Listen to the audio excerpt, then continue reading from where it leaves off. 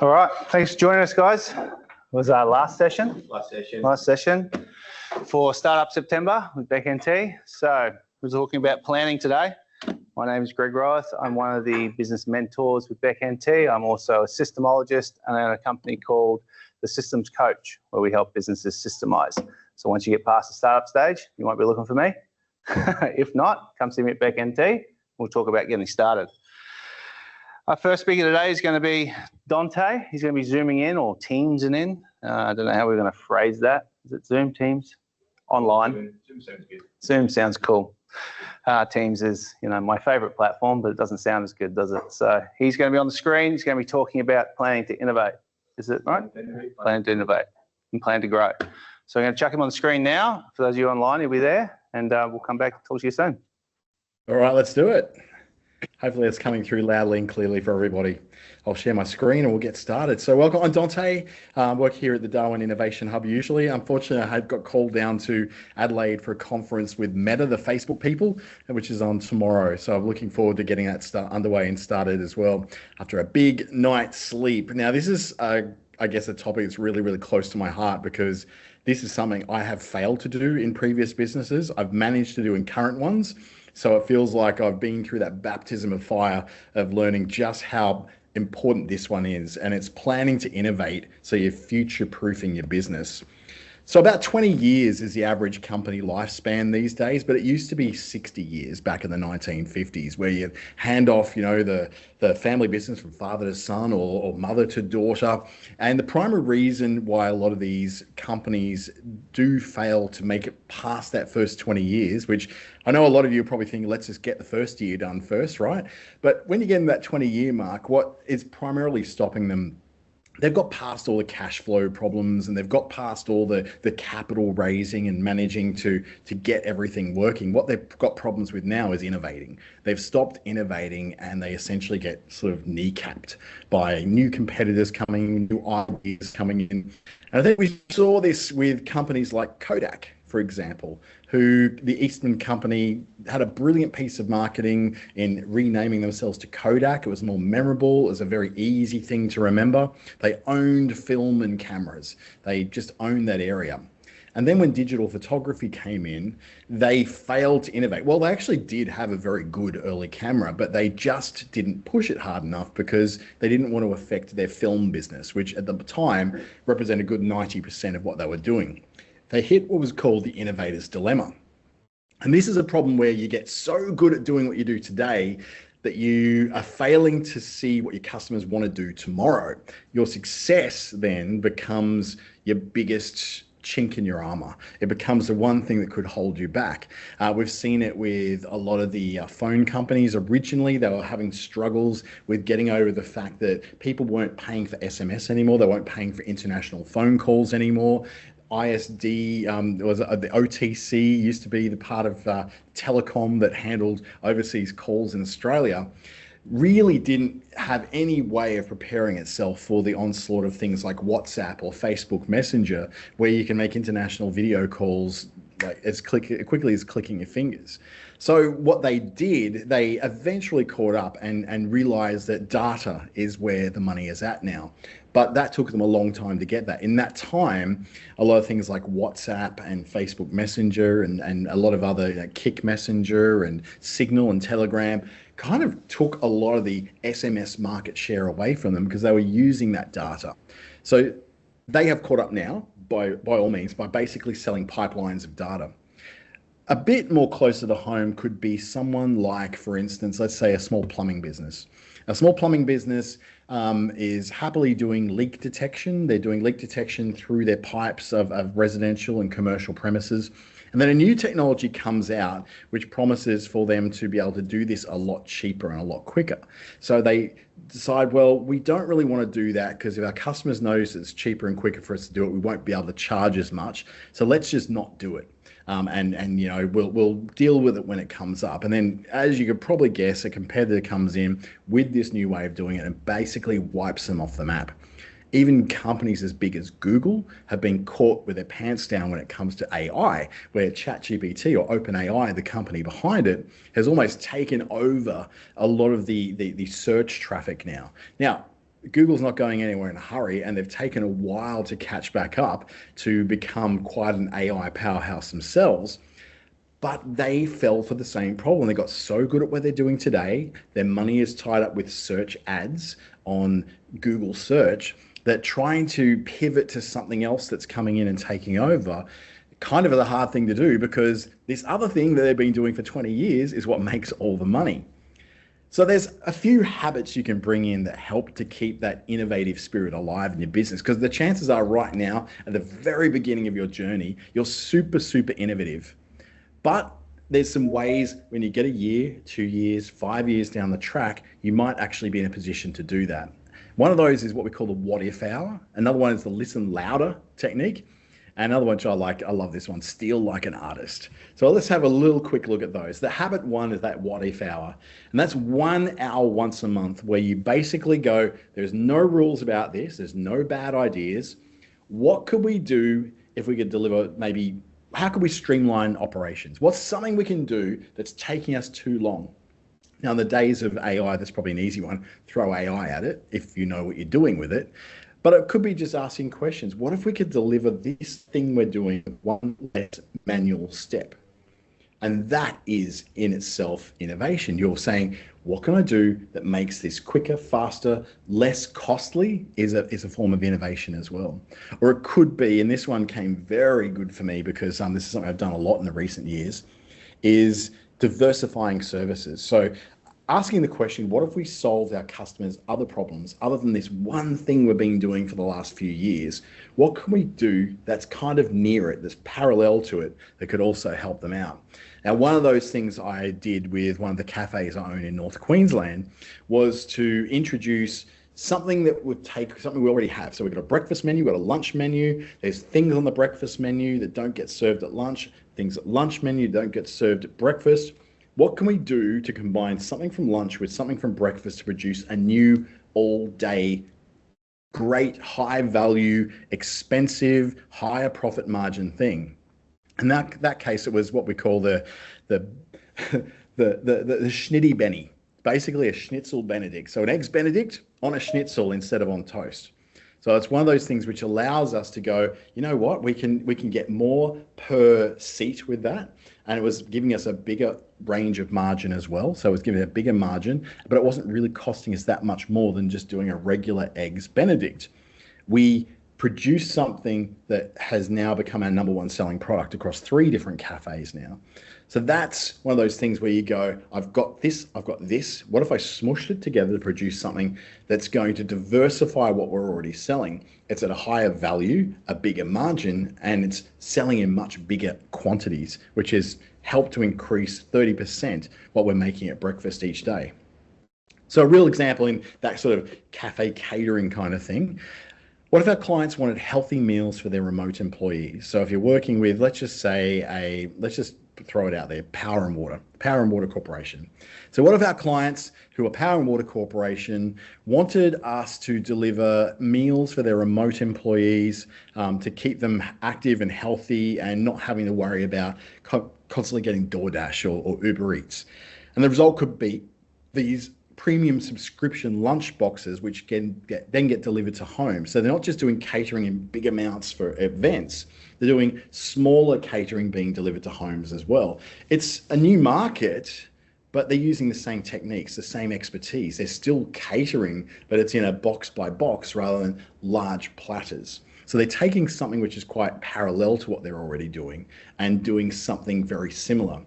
You see it a lot with web designers. They'll become then graphic designers, or graphic designers becoming social media marketers. Or it could be somebody who's got a skincare business, and they're then going, well, I'm not just going to do the skincare. I'm going to develop my own skincare range and sell that range. Or they're going to become a licensed distributor for a skincare range. So rather than just doing facials, they now are also selling the product.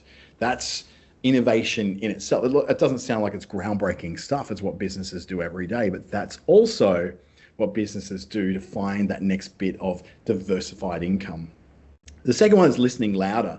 So this could be from things like suggestion boxes. It could be a digital suggestion box, an email address, which is completely anonymous or something like that. You've got customers asking them better questions.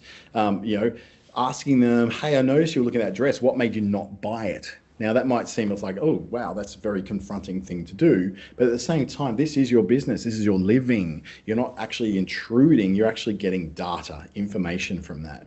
Because if you don't listen to employees and customers about reasons why they may not have done something or may have done something, you're not getting that feedback. There's a reason why every time you stay in a hotel, every time you rent a car, every time you buy something from Kmart, you suddenly then got a survey coming into your email box. It's because they thrive on getting that feedback. That is what tells them what they're doing right, what they're doing wrong, what they could do better, what they could possibly do more of. And that's how they succeed. They find the innovation in what their employees and what their customers are already sort of helping them to highlight. This one's my favorite. This is the steal like an artist. And this is finding inspiration outside of what you do. You're not copying the product. So let's just say you like what this one skincare brand does, but you can't be them. You can't steal their product. What you can do is you can copy their model, their business model, or their marketing model. So what you can do is find a winning business model. You then break down what it is that makes it work so well, and then apply the logic to your business. Now, this has been a really powerful one for me because in those cafes in North Queensland that I have, and now I've got one in Northern New South Wales as well, I was very fortunate in my early university days to work in fast food places. McDonald's, I worked in one called Sizzler. Some of you will remember there used to be one in Darwin very, very long time ago. I sort of worked in these systematic restaurants that had these systems and these processes that everything has flowed so easily and so well for masses of customers coming in all the time. So when I've gone and bought into these new places, I've got this attitude that you work like Macca's but serve like a country cafe. And I learned from McDonald's and the fast food industry how to make these small country town cafes work better. I was inspired by fast food franchises. And then I take my little small town cafes, they all have their own names, their own decor, their own layout, their own staff, their own manager, their own feel. Nothing changed from when I first bought them, but except for the system back of house, the way that food is presented, the combined menus for all those different places. They're all the same menu across all those different sites, which helps me to do a few things. I can buy bigger bulk amounts of coffee and save on that. I can buy bigger bulk amounts of other food supplies and save on that. I got one onboarding and training process for all staff, which means that when there's one of the people in my Cairns cafe is away, I can call in someone from the Innisfail cafe or the Port Douglas cafe, because most of them actually live in Cairns anyway, to work that day, and they can basically put on an apron and get to work. They don't have to learn anything new. It's the same from restaurant to restaurant, cafe to cafe. Yet to the customer, this feels like a totally unique, totally local, totally individual and quirky cafe, but I'm running it like Macca's out the back, because I learned from Macca's the power of those systems being replicated so you can get some value out of that. And, if anything, we've had more compliments than complaints when that change took place. In fact, I don't think I've heard one complaint about it at all. It's all pretty much the same thing. Your innovation challenge then is to go, well, what can you do with your business once you get it started and up and running? So I'm going to assume a couple of you have got businesses that you're already kind of running now. Some of you may be a year into it, or you may be just in that process of planning it now. So one of the habits you can take into your business from day one is to schedule that what if hour each month. So you've got your line of business. What if you change one thing? What if you found a change that could work in a really good way? What if you could make something faster, more efficient, easier to do? What if there's a way that you could greet customers, or a way you can follow up with customers that could be just this one extra step that you could maybe even automate using something like MailChimp or something? Or you can ask one customer one of those better questions rather than how can I help you? You can ask them more, if you've got a bricks and mortar store, you're looking to do that, or even a market store, you can see what people are looking at. So you ask them, like, I know you love that red dress, right? And they're like, oh yeah, but I don't know if it's going to fit. It's like, So they could have walked away from that red dress having not bought it because they didn't know that underneath your trestle table, you got 50 of the same dress or 50 of the same t-shirt that is in her size. So you've got that opportunity to go, I've got that size. Or what you can do is look at a business model that you admire, a business that you see working and you go, man, I really think that they do things well. I went to an Indian restaurant the other night here in Adelaide, and it was just one of those systematic restaurants that worked so well and the food was divine. But their system was so good. From the moment you walk in the door, you were greeted, you were seated, you handed your menus, someone comes over to you, you press a button to get them to come over, they come over straight away. At every point you get a touch point which makes you think, geez, that's good, geez, that's good, geez, that's good. And that's a business model I admire. So I'd love to study them closely to sort of replicate that for the next business I take on. So what is a business you see out there, or someone who's running something, you go, they're doing so well at this. What is it about them? That's how innovation starts in a business. It's not necessarily hard stuff. It's actually rather simple. So hopefully we can open this up to questions. Greg, how are we doing there? Yeah, right. We're good? All right. So if anyone's got any questions, please tell them to me. I might need to get someone to repeat them though. I may not be able to hear it from here. Can you hear me now? Yep, you're loud and clear. Oh. What business do you run? What business? I got several. So I've got 3 cafes in North Queensland. I've got a few menswear stores in northern New South Wales that now one of them has a cafe and a barber shop attached to it. And so I'm replicating that in a couple as well. And then I've got training stuff I'm doing in Darwin where I'm based.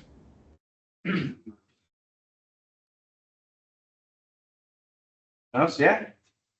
Dante, do you go into businesses and do evaluations of businesses sort of along these lines? I think when you have a business, you almost always are doing that anyway. You're always evaluating every business you walk into. But officially going and evaluating business, I have been. There's a few places in Darwin where I've done that.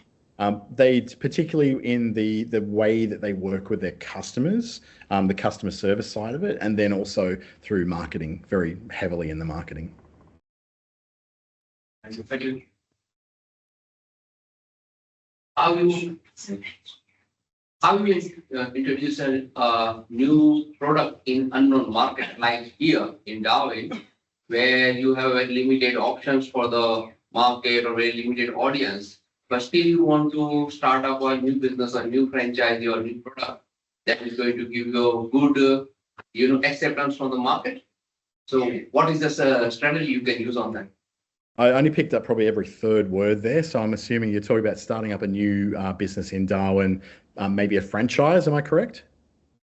Yes, anything new. Yep. Anything at all? Yeah, so any new idea there, Dante?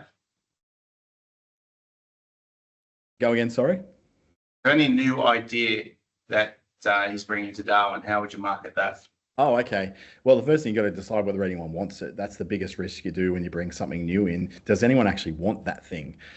So a bit of market research would do you a world of good. And then probably the best place to market in, and I know the radio people and the TV people hate me for this, but the best mass marketing method at the moment is meta ads through Facebook and Instagram. It reaches more people, and you can get away with advertising on Facebook for $300 a month at $10 a day will cover all of Darwin and be very targeted to the right kind of people. So if you were trying to do something which is I'm just going to use an Indian restaurant, for instance. If you're having an Indian restaurant and you, as a new concept, maybe a dosa restaurant, then you wanted to reach people, it will reach the right people because the AI involved in behind Meta knows that if this is dosa, we know that there's a certain segment of people who love dosa, and so therefore that's who we're going to send it to. So it's still, I think, the cheapest and most effective way to reach a mass of people over and over and over again, unless you're going into like the $1,000 a month TV and the $3,000 a month radio and all that, which you'll reach a mass of people as well. But you've got to consider, does your market listen to radio? Does your market watch channel 9, for example, and try and work around that?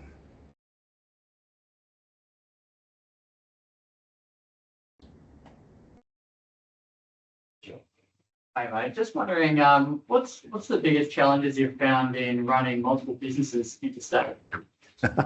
Finding the right people to run it for me, really. I was very lucky that I inherited really good managers when I bought into these businesses, and they were good people. I kind of look for just what I call distressed retail. So it's retail that the people who are in there have been in it for a long time and they want to get out of it.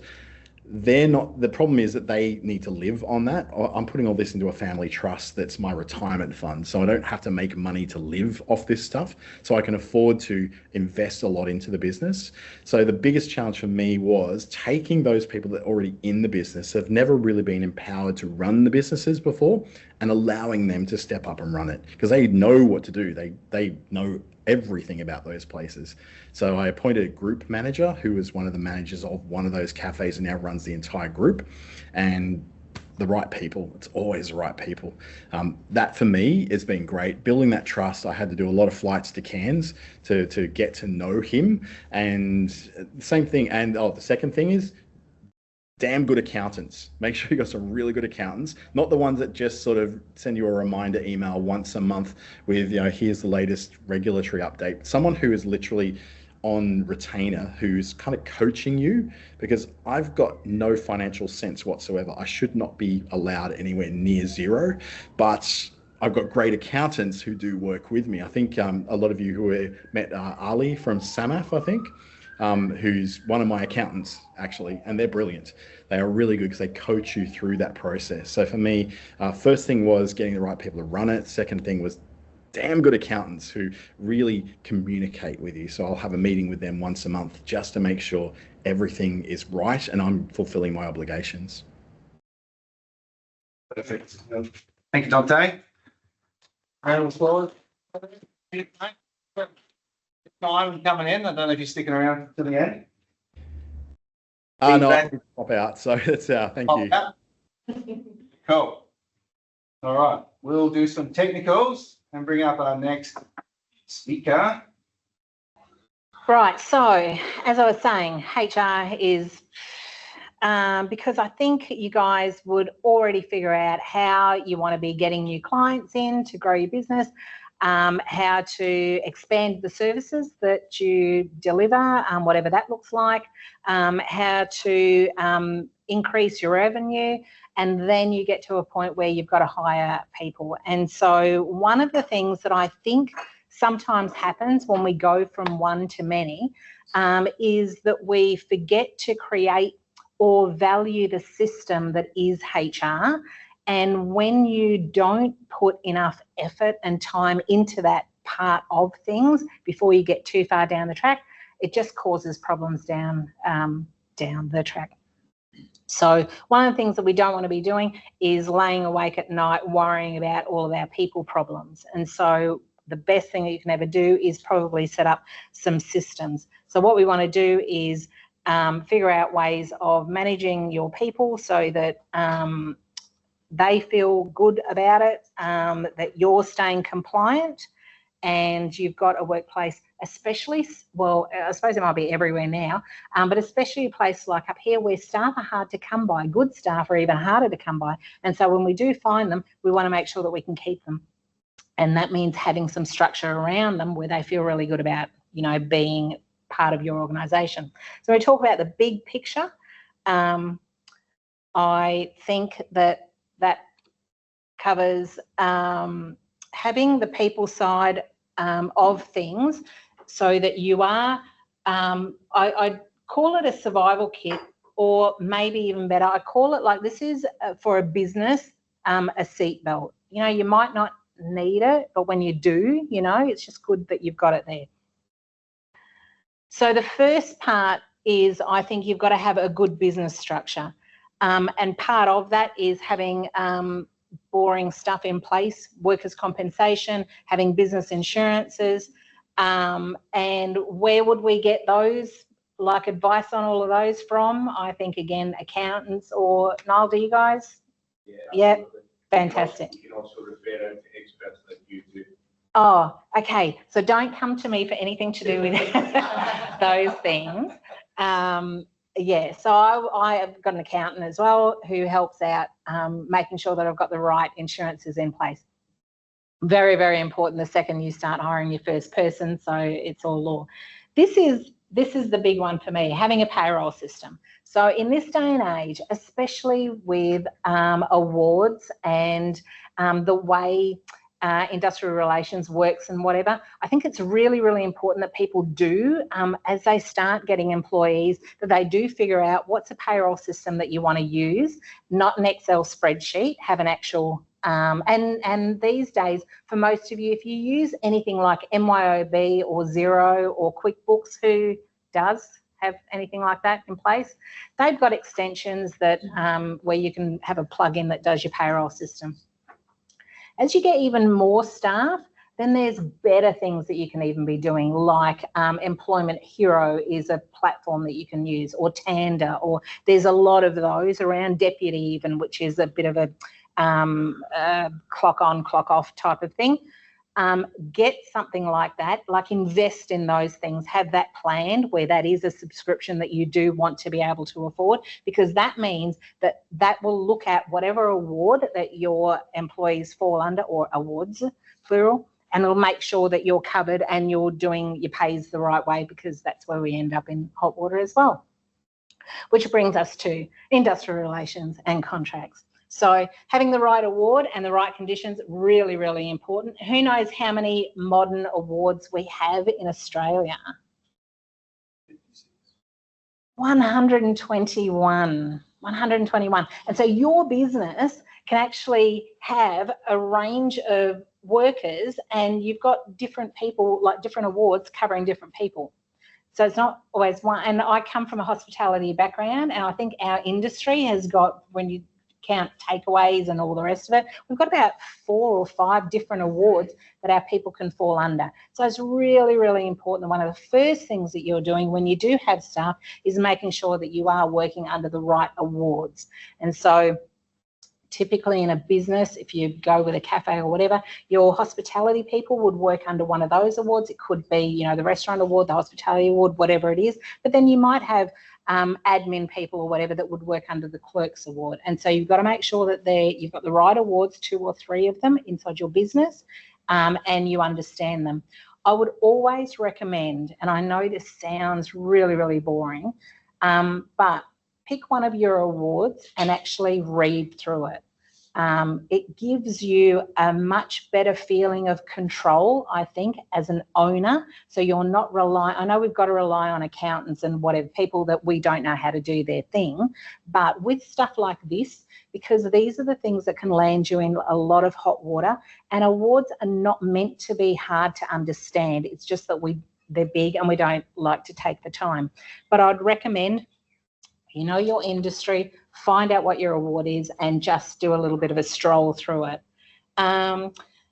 Same goes with contracts. You know, great idea that you have to have contracts for your staff. I'd always recommend, we've got the Fair Work Ombudsman has got a website, fairwork.gov.au, whatever it is. They have got tools on there that can help you figure out what the right award is, a few questions, and then it'll tell you. And also, they've got a contracts tool as well. Absolutely fantastic. Ask you a whole bunch of questions and it'll print out a contract for your staff, casual, part-time, full-time, whatever it is, that is compliant. And that's the sort of thing that you want. And the best part about that is that they're very easy to understand. And so I always think for staff, especially when we're starting off, we don't need all this legalese. We don't need War and Peace. We need something that our people can understand and that we can understand. And that's what you get out of those, that sort of a website. Getting it wrong, we know. We can end up, somebody just needs to complain, Fair Work gets involved, and we're left, back paying people. And there is help available, Niall, again. Yep, yes. So these guys are so set up, Beck, to help people get started with this sort of stuff, because it's not meant to be scary. You just want to get the right advice to start with, and then set up your system well to start, and then you're good to go. Position descriptions when we're hiring staff. Stevie, yes, sorry. Where's it at? What? Legally at the minute between awards and individual contracts? 2 completely separate things. So everyone, theoretically, everyone works is covered by an award, or they're covered by an enterprise bargaining agreement or another type of agreement. So they're the two main ones. What about individual contract? An individual contract, you've got to, so an award is the minimum paying conditions. You can have, I can hire you and I can pay you way more than that minimum, and then, you know, you're fine. Yeah. But sometimes it doesn't mean that you can, like, I can get you to do absolute, this is where people get into hot water, is I pay you this much, it's above the award rate, but is it really when you count all of this extra work that I'm asking you to do or whatever? So it's better to know what your award is, and whoever you want to help you can actually work out if you are actually paying above the award. And it's really, really good if you do end up ever paying, or you think you're paying above the award, just once a year or whatever, just have a little bit of an audit done just to make sure, especially if you've got shift workers or casuals or, you know, things like that. You can get into a fair bit of hot water. Yeah. Such a horrible topic compared to Dante's. So position descriptions, we love them because they give people some clarity about what their job is, and especially when they're your first, second, third employees that you're going to have, this is the sort of thing that you want. It should detail what their responsibilities are, what outcomes are you looking for, and then what does a good job look like? You know, and these are the things sometimes we miss out, or we don't have very good, well-written PDs, but this is exactly what it should have. So no ambiguity. We should be able to sit down together and it be very clear what I expect out of you as my employee, and for you to know this is what a good job looks like. Yep. So we're not arguing about it later. So PDs, very important. The next thing that sits under HR is your policies and procedures that are HR related. Sometimes, depending on the business that you've got, I don't know, I've gone into quite a few lately businesses that they don't actually have good HR or any HR policies, but they've got these workplace health and safety manuals that are huge and really well done, but they're missing out on this stuff, especially something like your code of conduct is a really good, and this doesn't have to be big, especially for little businesses. I'm only putting up here the things that I think are just non-negotiables, like you should have. A code of policies and procedures are policy, this is what we stand for, this is what we believe in, all right? Whatever it is, whatever the topic is. Procedure, this is how we're going to do it, step by step. So very, very black and white is your policy and your procedure. Your code of conduct is what I think is your grey bit. So this is around behaviours. This is how we expect you to behave. And there's a lot of grey, I call it common sense sometimes, but this is where we write the common sense in your behaviours, which is in your code of conduct. You do have to have these days your work health and safety, and it can be as big or as small depending on the type of business and the type of industry that you're in. Equal opportunity, anti-discrimination, and what's not here is bullying and harassment. They sort of all go together. You need to have something, can be short, sharp, shiny. It doesn't have to be war and peace again, but something that covers what you will do when you have an issue regarding those topics. And again, okay, so grievance and complaints.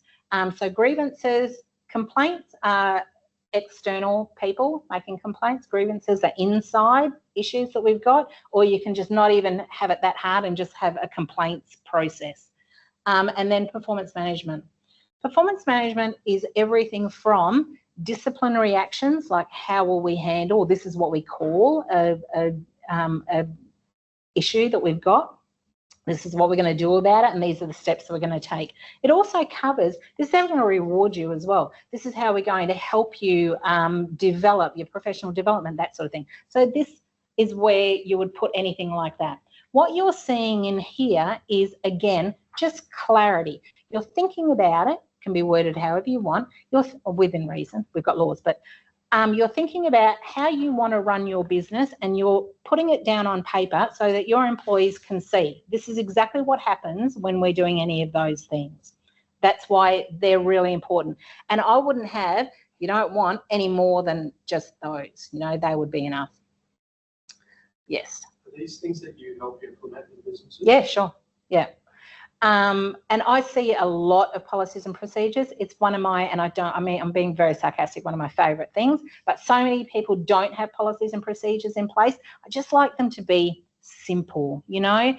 And I'll tell you why. If you ever end up in trouble with your staff, it's probably not good enough these days that you're saying, but here is our policy on this, and you signed this over here that said you read and understood this. It's rubbish. You want people to actually understand, to read and understand all of this sort of stuff. So the simpler it is, the better. We've got some big companies that are worldwide now that businesses subscribe to and whatever, that are all run by lawyers, and their policies and procedures absolutely ridiculous. If you can't read and understand something, then your staff can't read and understand it either, and you shouldn't have it, is how I look at this sort of stuff. If you do the wrong thing, you're still going to end up in Fair Work. So you're better off having stuff where your staff feel part of it, and together you're not landing in hot water. So this is your core set of policies and procedures. Then you've got some industry specific ones, and that depends on whatever you're doing. If you've got a business where you've got a fleet of vehicles or whatever, you're going to have something around drug and alcohol. And then even then, and everything can be a conversation that you're having. I've got a business that I'm helping now write some policies and procedures. They've got a fleet of vehicles, and they're saying we want to have a 0 blood alcohol limit, for example. That's all well and good, and they can absolutely do that. The law, though, is it 0 when we're driving? No. So that's a conversation that you can have, they can have, and do whatever they want. But whatever they land on, they just need to make it clear with their staff. So I would definitely have something like that. If you've got, they also service businesses in Catherine and a little bit further down the track. So then we would say, all right, well, let's have a driver safety policy and procedure. So if you are driving long distances, this is the checklist of things that you want to do. So things that are relevant to your business would be this, industry specific policies and procedures. The other thing is, depending on what you do, there's some legalities around policies and procedures that you've got to have as well. So if there's, I don't know, heavy machinery or whatever, that brings another set of requirements that you need to take into consideration. So then recruiting. Has everyone heard of that saying, hire slow and fire fast? Yep, great. This is how we should be doing it every single day. And I know where sometimes it's hard to find staff, especially up here, but we all know what happens when we don't take that time and we hire what I'm just going to call a bad egg. And bad eggs we get from bad companies. Don't get me wrong. People don't walk into work and just become, you know, idiots overnight. This happens, but if you end up with them, I just don't believe businesses can sustain that. So I would keep away from bad eggs. And so you need to figure out slowly at the start, is this person going to be good for your business?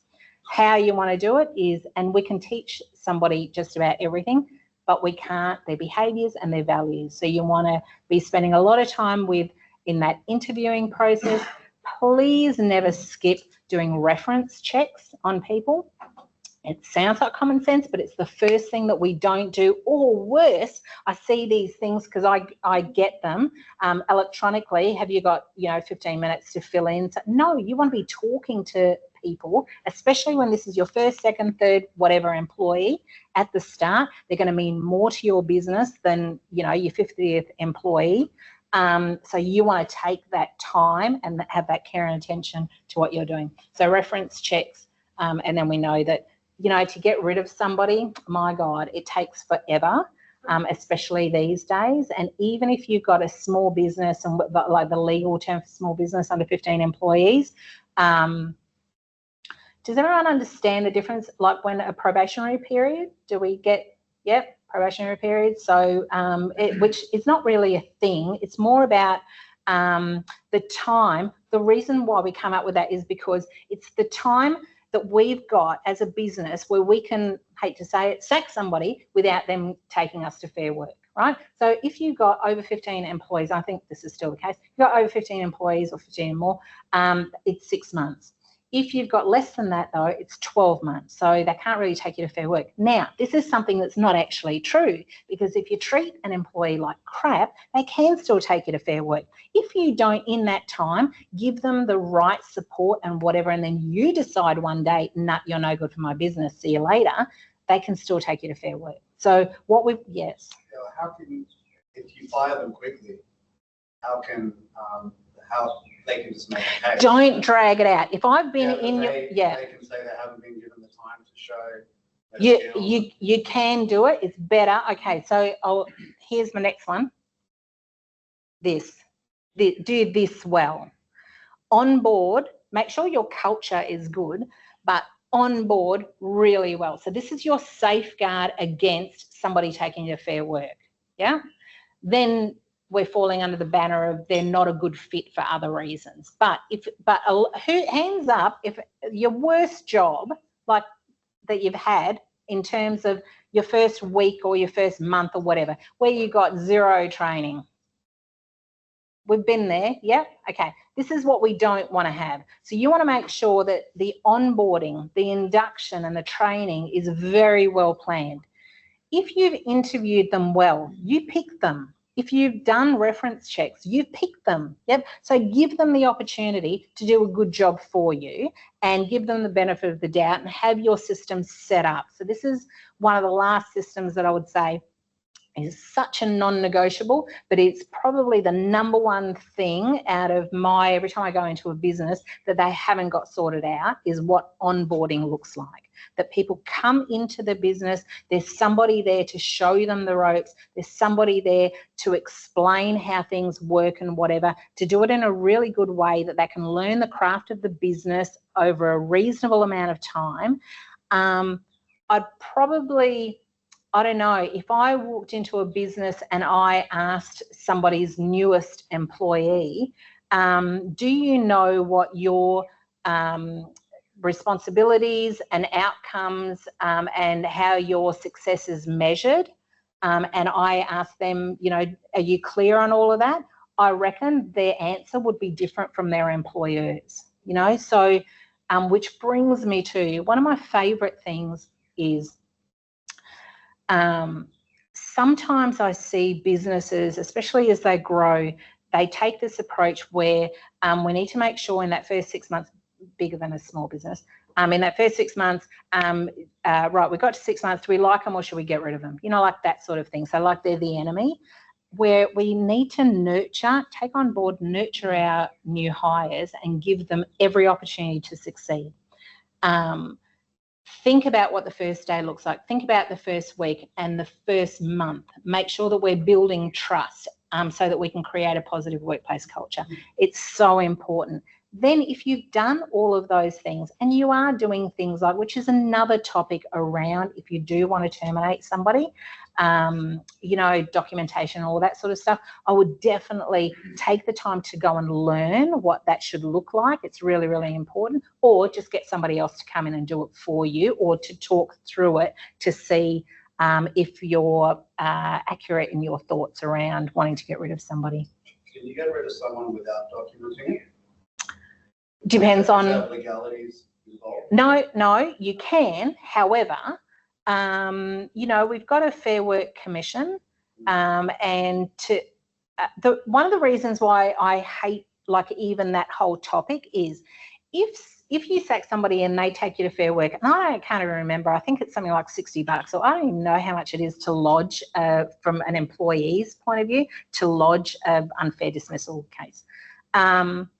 The stress that you're then put under to have to deal with that, it moves you further away from the passion that you felt when you first went into business. So try not to let any of that happen, which is why I go back to like hire slow, you know, be really careful, especially your first hires. You want them, because the flip side of that is people that share your passion, your values, and want to move your business forward, is they're worth gold to you compared to the opposite.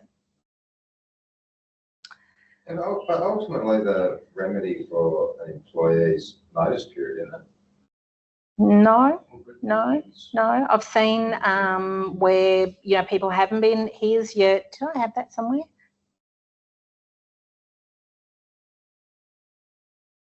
Yeah, like I've got that somewhere. Where here's your desk, here's your phone, let me know how you go. Yeah, which is no support, no nothing. Yeah. No, but I mean, if someone takes you for unfair dismissal, yeah, their remedy is largely going to be their notice period. Is that correct? You know, what notice you should have given them? No, if they, well, I don't get it. If they, What? So the employee's taking you. Yeah, for for unfair dismissal. And inside your that time that you can. Yeah, or whatever. Yeah. Get rid of them and they're saying they've been unfairly dismissed. Yep. I mean, unless you're an executive who's been there for 5 years, but if you're just a, you know, lower rung sort of worker type of thing, Yeah. generally, what can they get off you at their notice period? Oh no, that can be reinstated. Oh, yeah, they can be paid back. It happens. So one of the reasons. So if you just say no, it's not going to work. No, you have to. You have to. Yeah, and it's a lot. I can't remember what the. Do you know, Greg, what the absolute? Let's. I was with an organisation that had to pay out this little support worker $26,000 because they didn't want to reinstate him because they didn't do the right thing by him and thought they could just sack him, you know, and then we'll cop it. Yeah. Why couldn't they sack him? Look, it was a whole. He brought drugs to work. Blah blah blah. It's actually a longer. No, actually they couldn't because I don't know, there was ins and outs around it. Blah blah. They had an agreement. There was drug testing going on. It was and he got a really high reading and whatever. But there was something wrong with the machine. But they didn't care about that, so they just sacked him, right? Because that was the deal. Anyway, so no, Fair Work Commissioner said you've got to reinstate him, and they're saying we don't want a drug addict here, and it's like you can't say that to the commissioner, and so they had to reinstate him, and they said absolutely not, and so the remedy was $26,000. Yeah. Okay, so just to quickly recap, structure insurances, contracts and awards, having clear roles, policies, procedures, and strong onboarding. These are the reasons why it matters. You want to reduce your risk. You want to sleep at night. You want to have a good culture inside your organisation. You want to keep your employees and keep them happy. Stop them going anywhere else. If you've got a good one, don't let them look anywhere else. Always tap in and find out what's going on. That's it. And there's so much help that you can get out there for, especially when you guys like startups and early stages. So that's up to us. This is what we, Is that you? yeah. That's Danny. Yeah. Yeah. We were right into the chat GPT. Do one of us. Yeah. Right. Sorry, any questions? Is there a difference between firing someone who's full-time versus casual? Yeah. In the first 6 months to a year. Theoretic casual is becoming more and more of a minefield. And I come from hospitality. It's like your shift, your employment with us starts when you start your shift and ends when you knock off. Each shift is its own, you know, employment period. So I don't have to give you your next shift to take you off the roster. That's not how it is anymore. So these days they worry about is somebody's roster or whatever, is their work with you, is it predictable? Is it, you know, are they expecting it? Is it ongoing? That sort of thing. We've got rules now. Every 6 months, a casual employee can come to you and say, I want you to make me full-time, part-time, whatever the equivalent would be for the hours that they're working. Just wondering about if you only have one employee and they're casual, they're part-time, do you still need to have all those things in place? Your workers' comp, you do, yeah. Yeah, and the policies. It's just a good idea. And this is what happens, we end up with one and we don't, we end up with two and then we don't. And then before you know it, like I walked into a business that had grown like that the other day. They've got 7 employees now and they still don't have any of this stuff. Have it in the back of your head. I totally get it. But if you can figure out ways of doing it cheaply and, you know, just have something or just be thinking about what things would I have here. You can get a lot of stuff online now. Hate to say. I'd be saying to ChatGPT, hey, can you just quickly write me and just see what it comes up with? Got a little business in Darwin, blah, this is what we do. Yeah, what would I have in it? Yeah. The eggs are getting hard, right? Sorry? There was something in Queensland, they had a business, they had a virtual assistant and they ended up having to pay them Australian dollars or something. Yeah, so that's a new thing that's just come out now, yeah? Yeah, there's a lot of IT, we've got a lot of IT businesses up here that use international support. There's, I suppose, a lot of businesses that do that. And yeah, you've got to be paying them Australian, like as you say. Yeah. So just one other question. Yes. If you're using labour hire, yes. what's your Home free. Hey? You're home free. Good as gold. Good as gold. Yeah. And that's what you're paying for, somebody else to have all those problems. Yeah, so it's expensive. I don't know what it costs. We've got, there's a Darwin / Riverina Aboriginal organisation that I've started working with about a year ago, and they've got about 50 staff and they are just done. They're done with staffing issues. So they've got Griffith Skills or whatever is the labour hire. They put everybody through that. Everyone.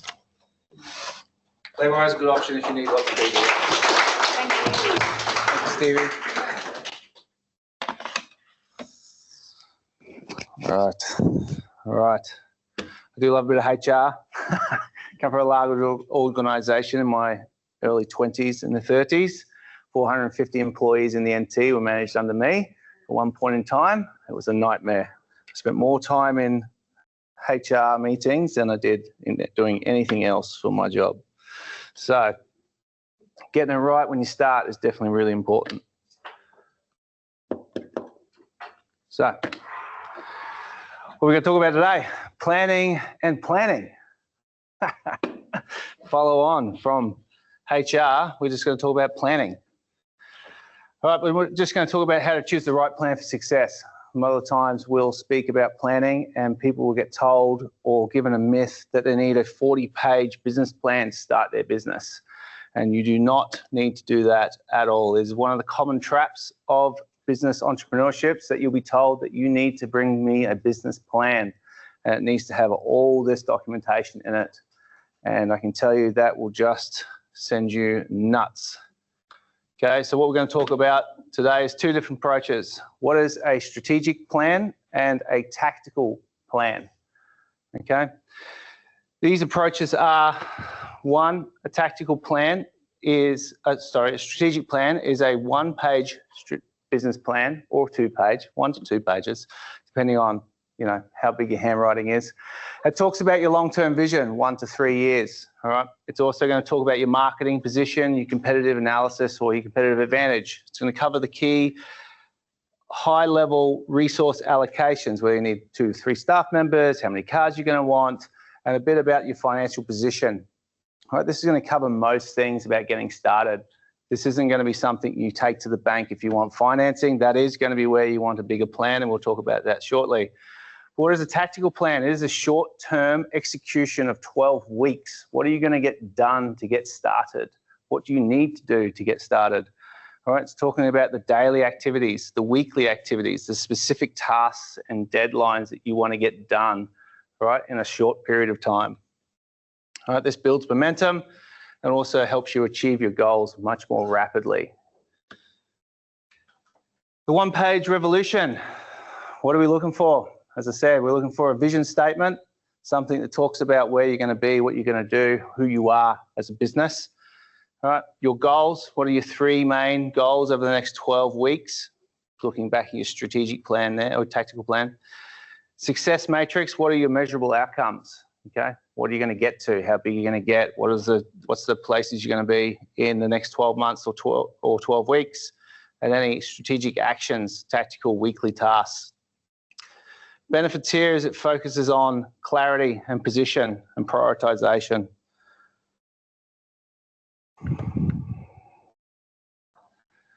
So it's going to look at thinking about your vision, your mission, really think about where your business is going to go, and really hone in on basically just giving you one page that you can look at on a weekly basis that gives you a nice snapshot of what you're envisioning for your business, and as well as giving you your tactical information. When does a big plan make sense? It really does only make sense when you're looking to raise capital. Are you looking to buy a business? Okay, you're going to need a larger business plan because you are going to have to take it to an investor or a bank. Okay, so anything that you're looking to raise more than 500K, I would say you're going to have to start looking at getting a larger business plan together. Launching a complex product requires regulative approval. Okay, so that's something that's complex, probably in skincare or any other sort of medical industry. Building teams larger than 10. So if you're planning to start a business straight up and you're going to have 10 employees, you definitely want to have a larger business plan in place than the one pager that's just talking about your strategic plan and your tasks for the week and the month. And planning for major market expansion. So if you're currently working as, say, a two-man trades-based business, but you pick up a very lucrative job with the NT government, you will need to start looking at doing a business plan to talk about what that's going to do to your business, because you may go from 2 to 15 with a whole lot of HR problems along the way. When we talk about business plans, really comes down to finding your why. Okay, a lot of people don't talk enough about the vision. Right? What is the why? It's why you showed up to work, why you came and started the business, why your product exists. You know, it really isn't.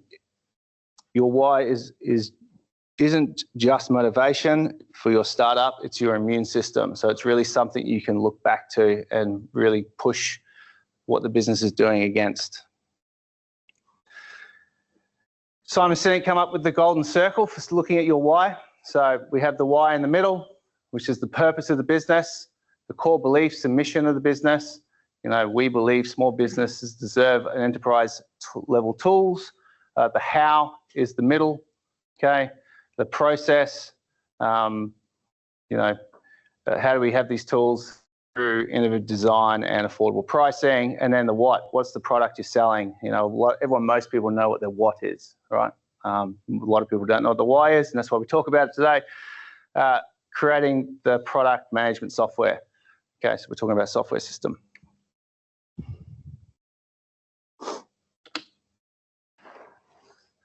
There's two ways to communicate your why, and why the why is so important. Man, that's a lot of whys. Far out. The conventional way most people talk about their business and their structure is they talk about the what first. We make great computers. We'll talk about Apple, shall we? We make great computers. What's the how? They're beautiful designed, simple to use, and user-friendly. Want to buy one? Not really. Everything we do, we believe changes the status quo. We believe in thinking differently. The way we challenge the status quo is by making our products beautifully designed, simple to use, and user-friendly. We just happen to sell computers. Do you want to buy one? Starting with your why and understanding your why means you can position yourself in the market and create your plans and everything you do around your business. Always going back to what you do and structure it makes it very emotional, not just for you, but for your customers as well. So putting it into your planning process is incredibly important. Going back to tactical, after you've got your why statements, your mission, we look at the goals. What are we going to look at? Key KPI progress. So set 3 clear goals. Why 3? Because it's easy to do in 12 weeks and there's a bucket load of tasks to do for 3 clear goals. You will be amazed at how much work is involved just to tick 3 big ticket items off that move the business forward. Define the lead and lag indicators. So a lag indicator is the results. You know, what's the revenue? The lead indicator is customer meetings. How many did you have? Look at your scorecard weekly. Design a scorecard that works for you. Samples of some more lead indicators. Customer interviews per week. How many did you do? Product demos scheduled per week. Social media engagement rates. Email list growth. Lag indicators are your monthly revenue, customer acquisition costs, user retention rates, and profit margins.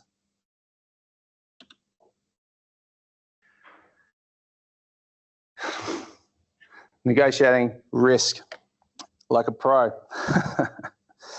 Startups face three major categories of risk: financial risk, emotional risk, and operational risk. Financial risk is running out of money, big one. So sales are important.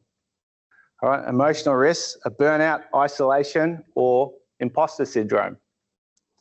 Operational risks, technical failures like our meeting today on Zoom, on Teams. Key person dependency, so if you're a one-man band and you're the only person in the business, that's a very big risk to you. So it's something you want to plan for during your planning stages.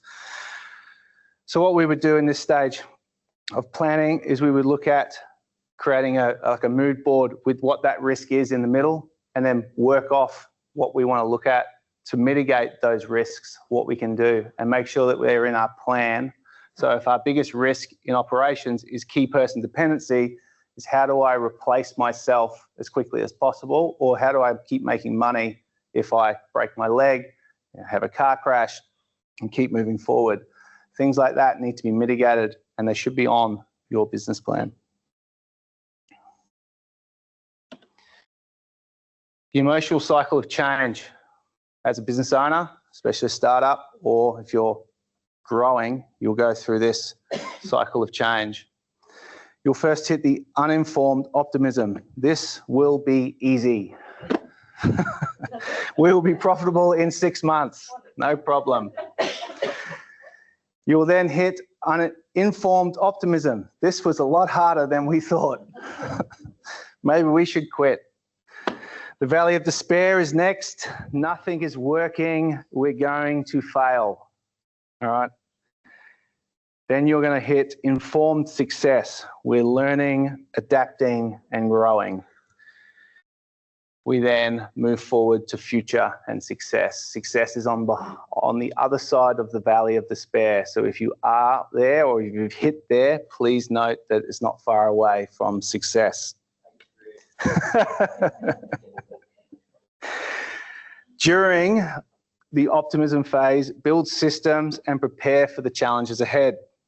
During the pessimism stage, lean on your support networks and remember your why. Okay, support networks like Bate can help you out, get you through those stages.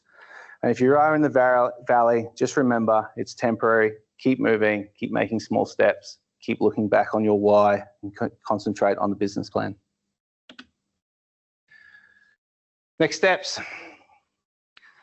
Start lean. Make it simple. Make it actionable.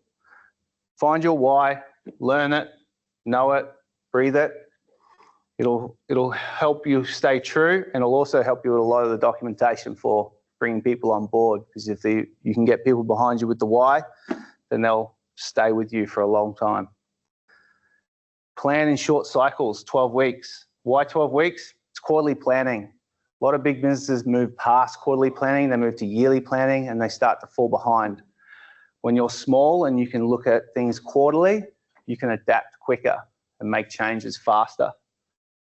Track your progress religiously. Create dashboards, make key metrics. Just track the things that matter to you. If it's about growing a mailing list, then make sure you're growing that mailing list. If it's about having meetings, for me, it's about handing out books. So my last speech, I was handing books out. It leads to traction, right? What is the one thing you're going to do or two things you're going to do to track those processes? And expect challenges along the way. Expect to hit the valley of despair more than once along the journey. You'll probably hit it a few times. What can you do immediately? Well, you can start by drafting a one-page plan. You can figure out your why. You can identify the 3 metrics to track, and you can get a business plan up and running that'll actually serve you and get you actioning on your tasks. Boom. So I was asked for a short presentation on business planning, and I think I delivered on that. I think I still got the punchlines through. We are going to get Adam and David up from Ecotech to talk about their story today. All right, and then we'll take some questions at the end.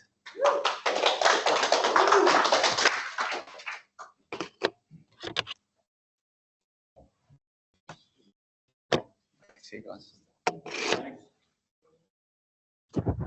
I like the what was it, the five stages of business, and that I feel like we're always in the valley of despair on a Monday morning sort of thing. So yeah, I guess we'll start off with an introduction, just tell you who we are and a bit about our journey, then we'll go into some of the challenges that we've faced and then how we've overcome them, and yeah, just what we've learned along the way. So I'm Adam, that's Dave. We started Ecotech Electrical about 7 years ago. Yeah, it was just us doing all the work on the roof, down at the electrical switchboards, and all the paperwork afterwards. Had no idea what we were doing, and yeah, sort of slowly progressed into a bit of a business sort of thing. So fast forward about 7 years, and yeah, we've sort of grown a bit of a crew. We've got about, I think there's about 18, 20 of us working now, something like that. And yeah, we've sort of just taken on bigger, more interesting projects. Got another guy that's buying into the business, which is pretty good. Yeah, you got anything? Oh, I think Adam summed it up. Yeah, we started really small, just the 2 of us, and it's progressively grown over the years. And yeah, about 18 to 20 guys and girls at the moment. And the business has seen pretty good growth over the past few years. And we've recently sold a third of it to a friend, an electrical engineer, that adds another arm, another component to the business. And things are looking really good. We've got months and months worth of work already lined up. We're starting an installation this week at the Larrakia Cultural Centre on the rooftop there, which is a really iconic building to be working on. And yeah, it doesn't seem to be slowing down, so it's pretty good. Yeah. Are you traditional electricians or you do solar? Sorry? Are you traditional electricians or you do solar? Well, so you need to be an accredited electrician to sign off solar jobs, and Adam was. I started on the roof as a labourer. Yeah, I mean, like we primarily focus on solar and battery systems. We do other electrical work projects and that, but our main business would be solar systems and that. In Coconut Grove? Yeah. I think I've met you. Yeah, I saw it. I quoted you. Yeah, but you're on a lease. Is that right? What's that? You were leasing the place. Is that you? Yeah. Yeah, I remember. Yeah. Thanks, right. Yeah. Yeah, I mean, with you, I think I just walked in, right? Yeah, look, I mean, that's kind of how we started, and we still work that way. Like, I'll still walk into a place and ask them, have you got solar? You know, would you like solar? Have you thought about solar? It makes a big difference if you can just connect with people. And the job at Larrakia Cultural Centre that kind of landed in our lap, I was at a party a year ago, and it was kind of a bit of a solar party in Melbourne. Yeah, it was. We love it. Yeah, it was in Melbourne, and I got talking to a couple of people, and they said, yeah, like I was asking who does big projects nationally, who can I speak to? And eventually I found the right people, and I introduced myself, and I said who we are, and I said, we're up in Darwin. If you guys ever have any projects, you need someone to do a job up there, just give me a call. And I gave them my card, and they called me this week, you know, and it's a great job, and it just happened by putting myself out there. So I think everyone can learn from that, just, you know, the same way. Face to face. Yeah. That's more valuable than anything. And especially what you were saying, Steve, in a small environment like Darwin, that face to face word of mouth is worth gold. Definitely. Yeah. Yeah, so I guess some of the challenges we've faced, it seems to be a common theme tonight, is just employees sort of thing. We've always, just because Darwin's such a transient area, you know, like if you get people to hang around for a year or two, you're sort of lucky, you know. Obviously, you know, with the wet season, I don't think people can handle the heat, especially working on roofs up here, you know. So it's definitely one of the biggest challenges we've faced. Ways that we've tried to overcome it is to try and foster a good working culture. Try to do like outside activities such as taking the guys fishing, trying to do like team building exercises afterwards seems to sort of, you know, make people bond. You can probably imagine how people get under each other's skin when they're always working with each other all the time. You got some sort of activities outside of work, it kind of just forms those bonds again between each other. Yeah, team building events, celebrating like project completions, that type of thing. I think, yeah, same thing, you know, sort of bringing people together after work. One of the other things actually that was surprisingly good was actually building a really good quality website to actually get employees. They can showcasing what type of work you do and the quality of your work, and you know, we do some pretty cool projects, remote projects on islands, and you know, in pretty decent places and that. So it sort of attracts people. They sort of see the type of lifestyle and quality of work that you do. Definitely, yeah, piques people's interest. That's a good one, actually, because people underestimate what social media and all your marketing can do for you around finding team members. We just think that, oh, we're going to find a customer. So we just speak to the customer, but then we forget about the value in actually creating some content around our culture of the business, behind the scenes things that actually can attract the right employee to you. We saw a big shift in that during COVID.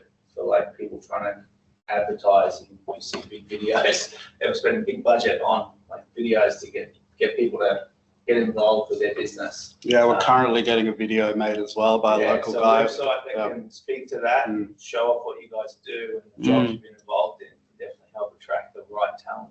We know a really good website guy if you guys need someone. A local guy, he runs a really good side business, is excellent. Yeah, yeah. And we met him. He wanted a solar job. I asked him what he did, and he said he makes websites. Our website was looking pretty lame at the time, and yeah, we got talking, and now it's built a great website for us. It gives us, brings in a lot of traffic. Yeah. How do you get people to know your website's there and to see it? I think people do when you're advertising. Say, for instance, if you're advertising for employees through Seek or Facebook or whatever you're doing, they do a bit of a background check on you and see. It's just something it's constantly come up with a lot of employees we've hired recently since we've updated our website. They've always referenced that, said it looks like you do pretty interesting work. We had a look at your website, and yeah, it sort of ties it all together. You know, that's one part of it. We also do spend a little bit of money on Facebook and Google ads. So we currently spend about $60 a day on that, and it definitely gives us a good return. So you know, we're spending nearly $1,500 a month on that. We're winning like probably at least 4 jobs a month, big jobs, and the value we get from that is huge. So we recently tried radio ads, but we haven't really seen the fruits of that, and that's expensive too. Yeah. I don't need to know about what your website, guys. Well, our website is Ecotech Electrical. The what? Oh, website guy. Yeah. His name's Will Hoffman. Will Insight Designs. Will Hoffman. If you just Insight Design Studios is the name of it. Yeah, he's brilliant. Yeah. Sorry, I don't know. Yeah, that's all right. Yeah. 2 days, this website traffic's going to go through the roof. Yeah.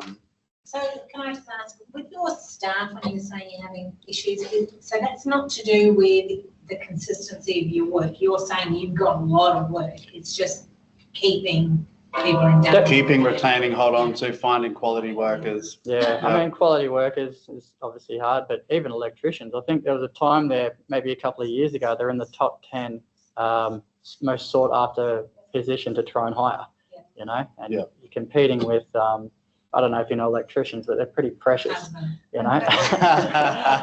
They, if they've got to work out in the elements, especially up here, compared to something that could be a bit cushier, and you know, they could be in a mining job earning maybe 200, 250 grand a year, so you're competing against those markets, you know. So saying that it has been our main struggle, but we're really good at overcoming that. We've had a solid team for a long time, and we've got really good things in place to make it happen.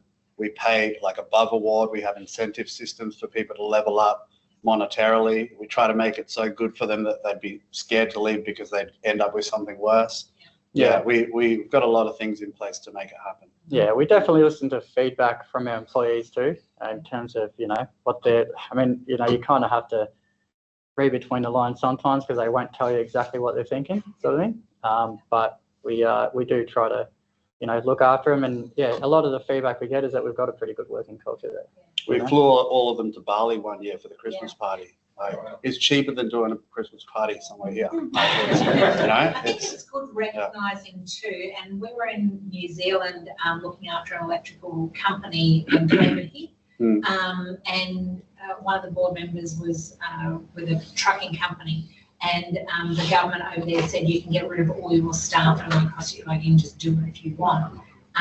But we were saying to get electricians back costs you an absolute fortune. And I'm not saying anything bad about truck drivers, but I mean, you know, there's a big difference. And so recognising that it takes a long time to grow them, and they're picky people as well, and so you need to invest in keeping them around.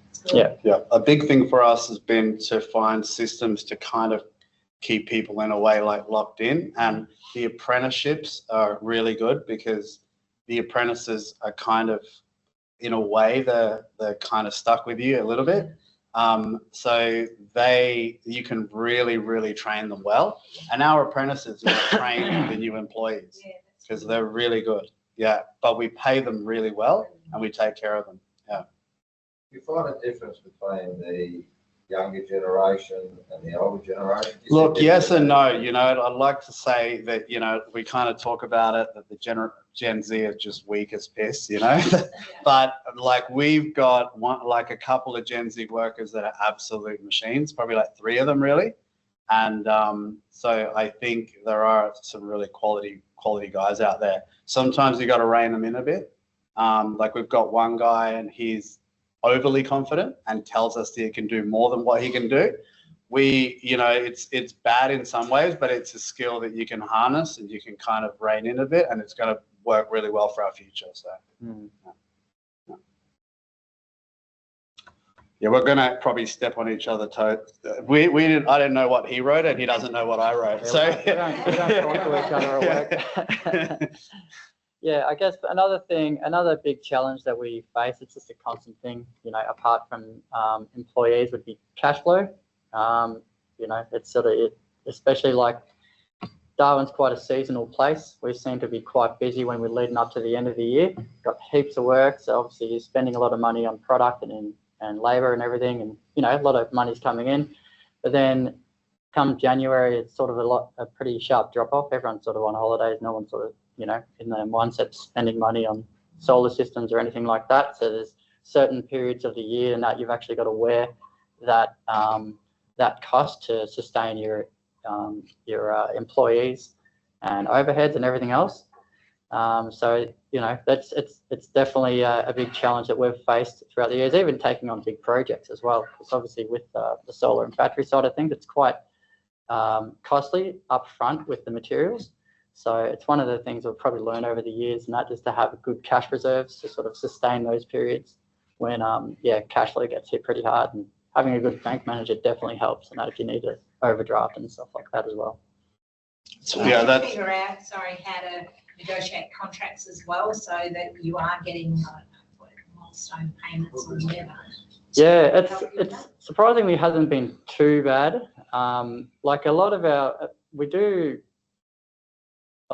bigger projects are a lot of government work as well. Government actually pays quite well because it's probably not their money. They don't really care as much compared to private. Private isn't too bad either, but yeah, it's something you definitely have to harness. We've just noticed that we definitely get dragged out for payment a lot more with private than government, you know. We've been pretty like, well, I'd say lucky, but also we've structured it that way. We've built up a lot of cash flow at the start. We didn't pay ourselves for the first 6 months, and we built up quite a big reserve, which really has created a real lack of stress. When a lot of other companies are really stressed in situations where we haven't even felt it. Yeah. And I think, like you said earlier in your presentation, running things lean has really helped us as well. Like we've been super COVID, lean. Obviously, no one knew what was happening with COVID. We had a pretty big project happening at the time at the airport, and we had a shed that was probably a little bit too big and hemorrhaging a bit of money because of that. And obviously, I think we were sort of locked down a bit at the start because we didn't know what was going on. We sort of had to manage that pretty good too. You can take it a little bit too far. Like we probably went a little bit too far. Like we were running our office out of our hot, stinking hot shed with no aircon. And we, like for a long period of time, we couldn't work between like 11 and 3 in the afternoon because the computers were too hot.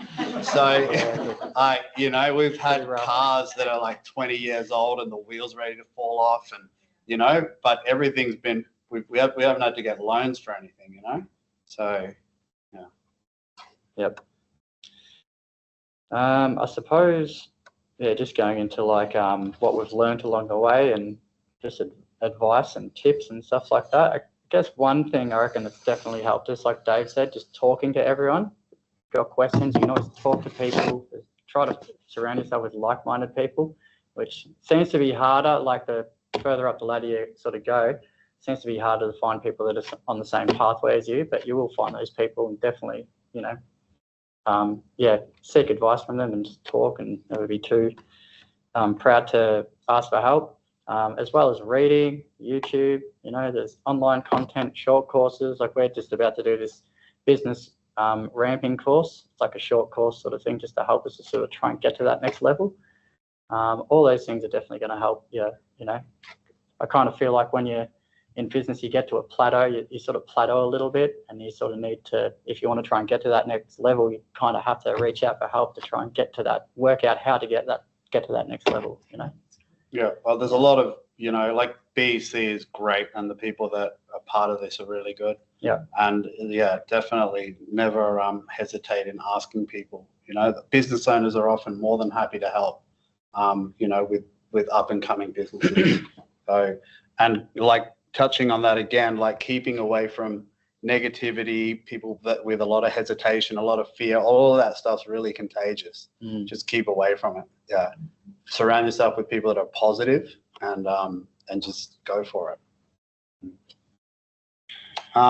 Going back on what we were talking about with like the employees, the main investment I think that's really going to be worth your while when you're growing is investing in good people, like good employees, finding their skills, and don't try to get them to do everything else that they don't necessarily know how to do or they're not great at, but investing in their good skills and trying to harness those and keep them around. Invest in good people because they'll give you a good return, if you keep them happy.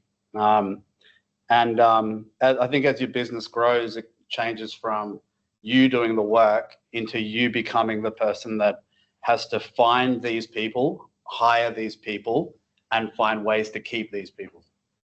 Yeah. So going on to that, like, use incentive structures. Incentive structures have been really good. As an example, with our trade assistants, we once they start on one hourly rate, once they can prove to me through a quick little test that takes about 15 minutes, they get an extra $5 an hour. If they can show me they can do another level, or they're competent in other ways, they get an extra pay rise. And all these things are more valuable to me than that $5 an hour. So having incentives in place really helps. Having a good, strong, positive company culture is really important as well, like hiring people that are positive, because one negative person can really drag the team down. And try to hire people that will mesh with your other employees. I think people don't talk about that enough. But if you hire, most of our team is kind of young, or at least young at heart. If I hire like a 65-year-old guy who, like, it's just not going to work. Even he could be great as an electrician, but it would be really hard to get him to mesh with the team. So, yeah. Another one that we haven't really talked about is learning from your competition. So we were really fortunate to have worked for other solar companies before we started ours. And we learned a lot about what not to do. And also we took all the best things from each of them. And that has really helped us. So if you get a chance, if you're thinking about starting a business and you got a chance to work for someone else for 3 or 4 months who runs that business, go and do it. It'll be and learn everything you can, because that'll really help you as well. Yeah, true. Good question, guys. Yeah. Looking back, when you were just starting to hire your first employees, would there be any particular employee that you would hire first in retrospect, or you're happy, like, would you hire like an admin assistant, or would you have hired another tradie, or would you have hired a TA, or like? Look, we hired out of necessity. So, you know, we needed people to do, we had more roof work, we had commercial jobs, we needed more people to do the physical work. So we could take the load in the office, but it's kind of got to the point where the office work has got too crazy over the past couple of years. So we've hired salespeople and an office lady and things like that. So you hire out of what you need to do. Yeah. Yeah, probably. Yeah, I think Dave's right. Like, because you kind of need a team for what we do. It was quite hard when it was just me and Dave doing all the roof work and then all the work on the ground sort of thing. Like most teams we run for a job would be like 6 people, you know. So it was necessary for us to have more people, boots on the ground, compared to, as opposed to admin or accounting or anything like that.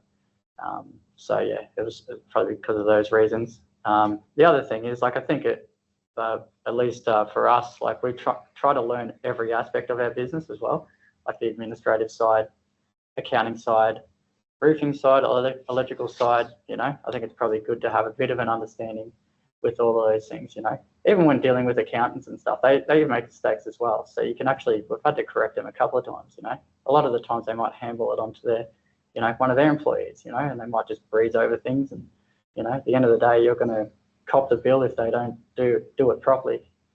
You know, so yeah. Yep. When you did your market research, when you first went out, how many other electrical companies were there in Darwin at the time when you first started? We didn't do market research, so yeah. we kind of did. We knew all the companies in the industry. We knew the business. Yeah, we knew the competitors, and we knew that. Look, I remember the moment when, like, the light bulb moment, right? When I came off a roof one day and we were doing a job. I was working for another company, and the company that they were doing a job for, the guys came from that company and they were asking the employees, do you guys know any other companies that are doing solar who we could give jobs to? And then I thought, why am I working for these guys if I can take those jobs? So I knew that there was money to be made because people were looking for people. So, and we knew the competition because we'd worked for them. Adam was still working for one, but he'd gone traveling for like a year and a half. So I got in his ear about, let's start a business. And when he came back, we started a business. So. I was craving a bit of routine about 12 months into the trip. So you just got me at the right time. I think the traveling thing really helped both of us. We've both spent a lot of time overseas, not having money and having to survive, you know, really kind of, you know, being in situations where you've just got to be creative, you know, you got to think quick and you got to budget is really helpful. Yeah, definitely teaches you to appreciate money. Yeah. So, yeah. How have you guys gotten on so far? Has it been because you know where you agree as to where you're going? That's a good question, because a lot of people told us it wasn't going to work because business partnerships don't work, right? But because we've got the same vision, which is focus on the business is the most important thing. What do you argue over? Oh, just little things. Yeah, like, personality differences. Yeah. No, I don't know. Yeah, it's just probably the same as most people. It's like you sort of you can stress out when you got too much work, which we definitely prefer to be stressing out too much work. But when you don't have much work, we might be at each other's throats a bit more. Doesn't really happen much these days and that, but just little things like that. The thing is, we don't hold things personally. Like Dave said, we know that we've got the same vision. That sort of keeps us orientated in the same direction. So we just don't take things personally. You realise people just have flare-ups every now and then and get on with it. So, what's the vision, guys? Make a lot of money. to get to step 5 in that little graph that you had. So how do you set goals, like financial goals for your business, and celebrate when you meet them, that sort of thing? We probably more like project goals. We haven't really, our revenue's grown pretty crazy over the last few years. It's gone up about 60% the last 3 years in a row. So we sort of haven't, I don't know, needed to worry about that aspect of it too much, sort of thing, which is surprising because the first few years was pretty steady. We didn't really make much money. So we haven't really probably celebrated that too much because we haven't had to, for some reason, haven't had to work on it, but probably more project based. And that we definitely celebrate pulling off more complicated, bigger projects. Yeah, that's really the goal. We have a vision for bigger projects, the type of projects we want to move into, because we get slammed by the residential market, which is great. Like, it's a great problem to have too much residential work, but the bigger jobs are just cooler jobs. They're easier to manage and you make more money out of them. So that's where we're trying to move towards more. Yeah. Residential just misses out on everything. All the trades. You can't get anything done. Yeah, it's hard, isn't it? Yeah. But we focus a lot on good customer service, which is why we get a lot of repeat residential work as well, even though we're not the cheapest. Yeah. So any plans to innovate, guys?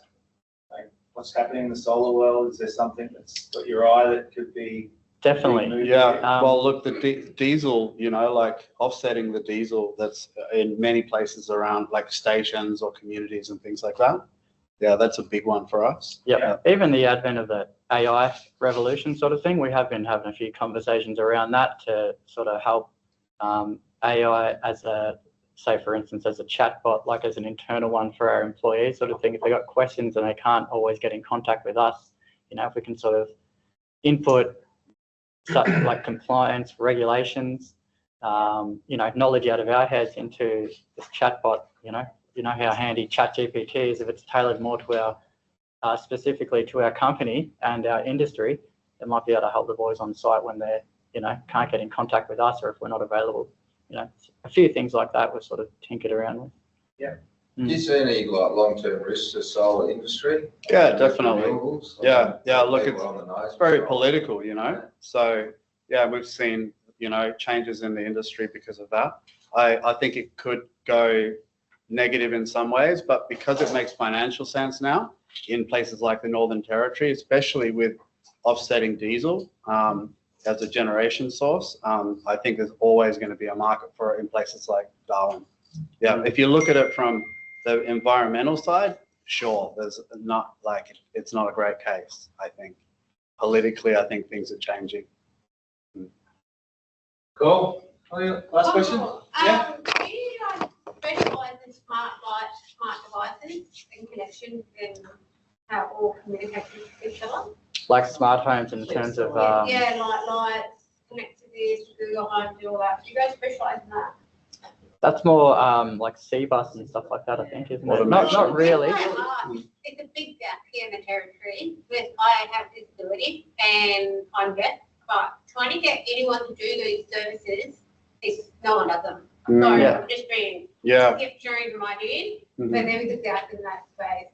I actually hired an electrician and he got all the smart lights put in, but then I had to work it all out. A lot of people with disabilities can't work that out. And so that my smart lights should communicate with smoke alarm, and then the light will flash when the smoke detectors go off. If I sleep in, my partner turns on, on off the lights and wake me up. Yeah. Gotcha. Because they take my hearing aids out, so I Yeah. don't hear anything, right? Yeah. So even the doorbell, trying to connect the doorbell so lights flash as well. That's a gap here that no one knows how to do it. No nutrition had the time or energy to look at that. But Yeah. if you were talking about creating your idea and services, that's Mhm. the gap there. That is the gap here. Yeah, well, it's like what Stevie was saying. There's so much opportunity here for Mm. businesses. Like, yeah, there's a lot of things that are needed. Yep. 100%. Thanks, guys.